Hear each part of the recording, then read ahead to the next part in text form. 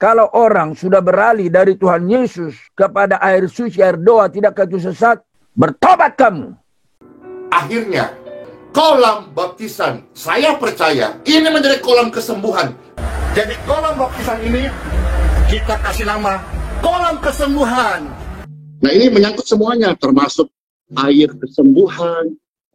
Saya menggunakan konsep penginjilan lintas budaya.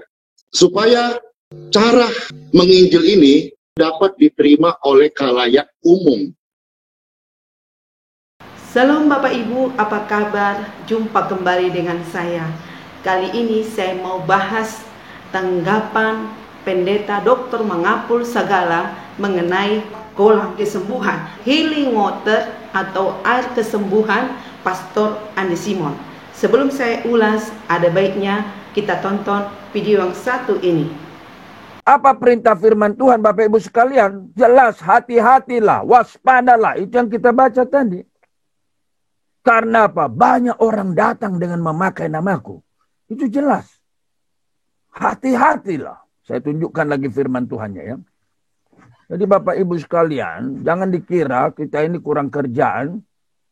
Kita datang hadir untuk membantu Bapak Ibu sekalian dalam imannya. Ini ya, perhatikan ini. Mujizat. Dia bikin mujizat dengan maksud apa? Mengadakan tanda-tanda dan mujizat-mujizat dengan maksud sekiranya mungkin menyesatkan orang. Nah, kalau orang sudah beralih dari Tuhan Yesus kepada kolam, bukankah itu sesat? Kalau orang beralih dari Tuhan Yesus kepada minyak urapan, bukankah itu sesat? Kalau orang sudah beralih dari Tuhan Yesus kepada air suci, air doa, tidakkah itu sesat? Bertobat kamu. Belajar teologi baik-baik. Hentikan air sucimu itu. Hentikan air doamu itu. Kalau kamu mau belajar benar-benar teologi yang benar, hentikan itu. Jangan tipu orang. Mungkinkah Anda melakukannya dengan cara tidak sadar? Itu sebabnya saya kasih tahu. Kepada timmu juga harus belajar baik-baik. Hati-hati kamu. Itulah pasal 13:23. Hati-hatilah kalian. Aku sudah terlebih dahulu mengatakan semuanya itu. Oke, sekarang saya tunjukkan cuplikan video dari hambanya Pastor Andi Simon mengenai pernyataan hambanya Pendeta Dr. Mangapul Sagala. Akhirnya, kolam baptisan, saya percaya, ini menjadi kolam kesembuhan. Kolam Bethesda yang pernah terjadi ribuan tahun yang lalu di Yerusalem. Secara spiritual, saya percaya bahwa setiap orang yang terima Yesus dibaptiskan bukan hanya lahir kembali, namanya tercatat kitab kehidupan, tetapi dia akan mengalami sesuatu yang ilahi, seperti anak bayi yang baru lahir, ketika dia berbeban berat, hidup dalam dosa, dibaptiskan dalam nama Yesus. Ada kesembuhan ilahi. Dia keluar dari air itu. Roma 6 berkata, seperti dia mati dan bangkit kembali. Bangkit dalam kehidupan yang baru. Sudah melihat Matius pasal 3, bagaimana peristiwa ketika Tuhan Yesus dibaptiskan. Langit terbuka, hidup yang baru. Bicara soal perkenanan Tuhan. Ketika Tuhan kasih perkenanan kepada manusia, apa sih yang mustahil? Lalu di sana ada merpati, sebuah simbol dari Roh Kudus, turun bicara soal benih yang lama, benih dosa, termasuk dosa, turunan, penyakit turunan, clear in Jesus name. Lalu ada benih yang baru, benih dosa, tempatnya di api neraka. Tapi benih surgawi, tempatnya one day, ketika bumi ini kita tinggalkan, dan kita kembali kepada Sang Pencipta. Yakin masuk surga. Karena benihnya udah beda. Lalu ada suara. Engkaulah pribadi anak yang dikasihi oleh Bapa. Kok bisa, Pastor? Itu kan ngomong kepada Tuhan Yesus. Iya, tapi jangan lupa hal ini. Tuhan Yesus datang untuk apa? Untuk menunjukkan kasih Bapa kepada dunia ini. Bahkan dia rela mati Bapa mengutus putranya yang tunggal bukan untuk menghakimi, tetapi untuk menyelamatkan. Yohanes 3:17. Bapa mengasihi Yesus pasti, tetapi Bapa rela mengorbankan yang terkasih. Putra mahkota surgawi. Untuk apa? Renungkan, pikirkan. Untuk siapa? Untuk saudara-saudaraku terkasih dan saya dan seluruh umat manusia.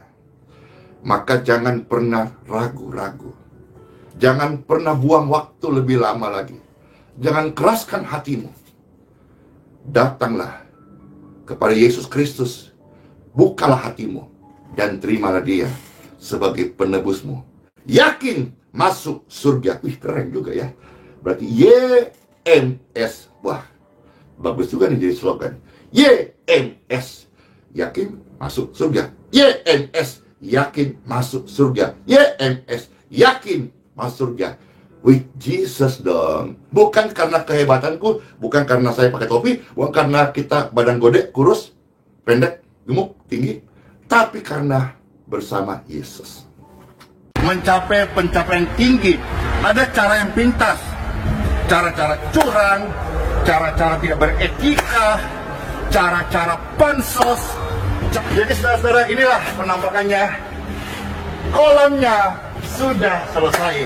Nanti ketika selesai, sudah banyak banget orang-orang yang meminta pelayanan baptisan. Ya, jadi kolam baptisan ini kita kasih nama kolam kesembuhan.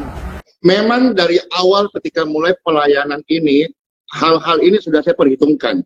Ini eksklusif saya bocorkan.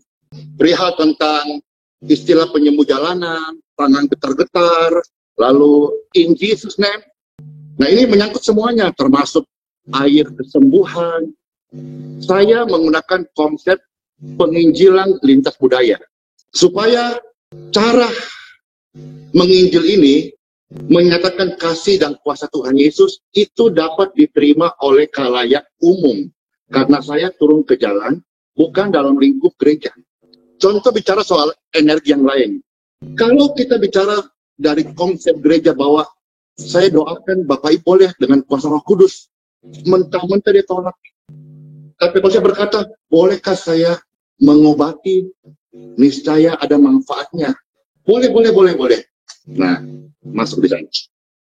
Sebetulnya orang-orang yang sudah sekolah tinggi, dia harus tahu. Kalau pernah belajar teologi, saya mah aduh ecek-ecek aja. Tapi paling tidak kita kan tahu ada namanya metode penginjilan lintas budaya. Karena jujur, seperti misalnya saya sebut saja ya, ada suku tertentu yang memang kita bisa mendekati suku itu dengan pendekatan budaya. Untuk apa saya pertahankan konsep yang saya punya, tapi menjadi batu dan tidak berbuah. Harus rela menjadi anggur yang tercurah, meskipun sakit, tetapi hasilnya untuk kemuliaan Tuhan. Baik Bapak Ibu, kita sudah menyaksikan cuplikan pernyataan dari hambanya Dr. Mangapul Sagala tentang healing water ataupun air kesembuhan Pastor Andi Simon dan tanggapan dari hambanya Pastor Andi Simon. Yang saya mau tekankan di sini, bahkan saya kutip dari pernyataan hambanya Dr. Mangapul Sagala bahwa banyak orang yang melakukan mujizat hanya menggunakan nama Yesus. Saya mau katakan, ketika mujizat terjadi, ketika kesembuhan terjadi, tidak akan bisa terjadi tanpa perbuatan Tuhan. Yang melakukan mujizat adalah Tuhan. Manusia hanyalah alat ataupun sarana. Yang menyembuhkan sesungguhnya adalah Tuhan. Beliau juga berkata, jangan sampai orang beralih dari Tuhan Yesus kepada kolam kesembuhan. Jangan sampai beralih dari Tuhan Yesus kepada minyak urapan. Jangan sampai beralih dari Tuhan Yesus kepada air kesembuhan. Kalau seperti itu, berhentilah. Jangan menyesatkan orang. Bertobatlah. Nah, saya mau katakan pada kali ini bahwa hambanya Pastor Andi Simon membuat kolam baptisan itu gunanya untuk membaptis. Di dalam videonya beliau berkata bahwa kolam ini kita kasih nama kolam kesembuhan. Itu hanya nama yang dikasih, bukan kolam itu yang menyembuhkan. Kalau dikasih nama, apa yang salah? Jadi jangan langsung kita beranggapan salah. Jangan langsung kita beranggapan hambanya Pastor Andi Simon sudah sesat, sudah menyesatkan banyak orang. Oleh sebab itu bertobatlah. Jadi sangat jelas bahwa kolam kesembuhan bukan kolam itu yang menyembuhkan seseorang itu, tetapi kolam kesembuhan dibuat untuk membaptis orang yang percaya kepada Tuhan Yesus. Beliau berkata di dalam video tadi, ketika seseorang menerima Yesus sebagai Tuhan dan Juru Selamatnya, maka dia seperti bayi. Dia mempunyai dosa-dosa. Ketika dia dibaptis, dosa-dosa itu dilepaskan, bahwa dia sudah lahir baru. Kita ingat kembali di dalam Yohanes 3 ayat 17 dikatakan, sebab Allah mengutus anaknya ke dalam dunia bukan untuk menghakimi dunia, melainkan untuk menyelamatkan. Pendeta Dr. Mangapul Sagala berkata, mungkin Anda melakukan itu tanpa sadar. Yang saya mau katakan dari pernyataan di dalam cuplikan video tersebut, Pastor Andi Simon menjelaskan kolam baptisan adalah tempat orang yang tidak percaya Yesus di sana dibaptiskan, dan kita percaya ketika seseorang dibaptis, maka dosa-dosa orang itu melalui Kristus Yesus sudah disucikan. Yang kedua, tentang air kesembuhan. Kalau hambanya Pendeta Dr. Mangapul Sagala berkata, hentikan air sucimu itu, jangan tipu orang. Dan pada kali ini hambanya Pastor Andi Simon sudah menjawab. Ketika melayani orang, dia melihat orang itu dari suku agama, dia menggunakan seperti ketika kita kuliah dulu, pelayanan lintas budaya. Ketika dia berdoa bagi orang lain, karena dibilang mendoakan di dalam nama Yesus, orang tersebut akan menolak. Tetapi ketika bilang, saya mau mengobati Bapak Ibu, orang itu sembuh. Artinya yang saya lihat bahwa hambanya Pastor Andi Simon betul-betul menggunakan pelayanan lintas budaya. Pelayanan lintas budaya ini juga dilakukan oleh Paulus. Ketika dia mau melayani orang Yahudi bersama dengan Timotius, Paulus menyuruh untuk menyunatkan Timotius supaya bisa melayani orang-orang Yahudi, tidak terjadi penolakan. Tetapi ketika Timotius disunatkan, bahkan orang Yahudi pun menerima dia, karena kita tahu bahwa Timotius itu adalah ayahnya orang Yunani, ibunya orang Yahudi. Dari adat istiadat Yahudi pasti dia ditolak. Tetapi cara dengan lintas budaya yang digunakan oleh Paulus, maka orang-orang Yahudi menerima pelayanan Paulus dan juga Timotius. Nah, yang kedua kita lihat di dalam 1 Korintus 9 ayat 19 sampai 23. Saya akan bacakan. Sungguh pun aku bebas terhadap semua orang, aku menjadikan diriku hamba dari semua orang, supaya aku boleh memenangkan sebanyak mungkin orang. Demikianlah bagi orang Yahudi, aku menjadi seperti orang Yahudi, supaya aku memenangkan orang-orang Yahudi. Bagi orang-orang yang hidup di bawah hukum Taurat, aku menjadi seperti orang yang hidup di bawah hukum Taurat, sekalipun aku sendiri tidak hidup di bawah hukum Taurat, supaya aku dapat memenangkan mereka yang hidup di bawah hukum Taurat.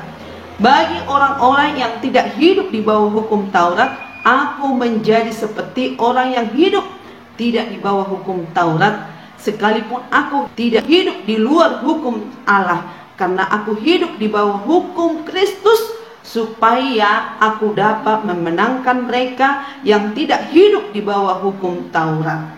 Bagi orang-orang yang lemah, aku menjadi seperti orang yang lemah, supaya aku dapat menyelamatkan mereka yang lemah.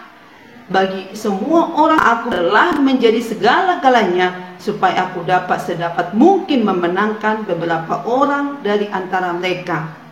Segala sesuatu ini aku lakukan karena Injil, supaya aku mendapat bagian dalamnya.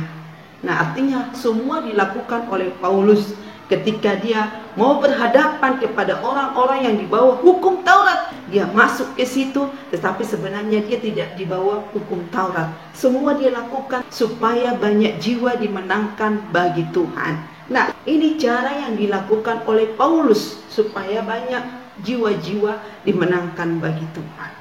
Oke Bapak Ibu, demikianlah ulasan saya ini. Biarlah menjadi berkat bagi kita semua. Kiranya Tuhan Yesus terus memberkati Bapak Ibu semua. Terpujilah Dia. Amin.